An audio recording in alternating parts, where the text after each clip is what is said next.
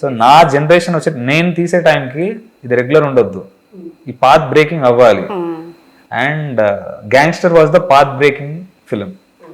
And అది ఈరోజు గర్వంగా చెప్తున్నాం మేడం. 100%. ఎందుకంటే అదే నమ్మారు జ్యూరీ మెంబర్స్ కానీ, వాళ్ళు కూడా అదే నమ్మారు. ఇది హట్కే ఉంది ఈ ఫైట్స్, ఈ సినిమా కానీ compare to other films this is far difference. అది క్రియేట్ చేశాను నేను, అండ్ అది బ్రేక్ అయింది. అండ్ దీని తర్వాత కూడా నేను బ్రేక్ చేయబోతున్నాను దాన్ని కంప్లీట్ గా గ్యాంగ్స్టర్ సీక్వెల్ లో. సో మేము మంచి మంచి న్యూ ఫైట్స్ చూడబోతున్నాం. సో మీరు మార్షల్ ఆర్ట్స్లో ట్రైన్ అయ్యారు. కేవలం మార్షల్ ఆర్ట్స్ ఒక్కటి వస్తే సరిపోతుందా ఫైట్ మాస్టర్ అవ్వాలంటే? బేసిక్గా ఏంటంటే మేడం, ఫైట్ మాస్టర్ అంటే నేను నా ఫ్రెండ్స్ సపోర్ట్ తీసుకున్నాను దీంట్లో.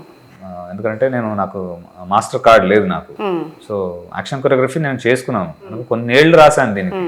ఈ ఫైట్స్ అనేది అంత ఈజీగా జరిగిపోయింది కాదు. Pin to pin, short to short నేను మొత్తం రాసుకొని దాన్ని రెడీ చేసుకొని, ఆఖరికి ఇంట్లో పిల్లలతోటి దాన్ని చిన్న కెమెరాతోటి కొరియోగ్రఫీ చేయించుకొని దాన్ని చూసుకొని 1-10 సార్లు ఒక్కొక్క ఫైట్ మీద నేను ఆల్మోస్ట్ లైక్ 6-7 months వర్క్ చేశాను ఒక్కొక్క ఫైట్ మీద. ఏంది సెట్ 7 months సెట్కి వెళ్ళినప్పుడు కాదు, ఆఫీస్లో కాదు, ఇంట్లో కూర్చొని ఒక్కొక్క ఫైట్ని 6-7 months రీరైట్.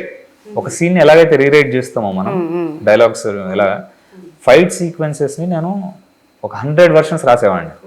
ఈ కిక్ తర్వాత ఈ పంచ్ రావాలి, ఈ పంచ్ తర్వాత ఆ ఫాల్ ఉండాలి, ఇలా ఉండాలి, కెమెరా ఇలా తిరగాలి ఇక్కడ నుంచి,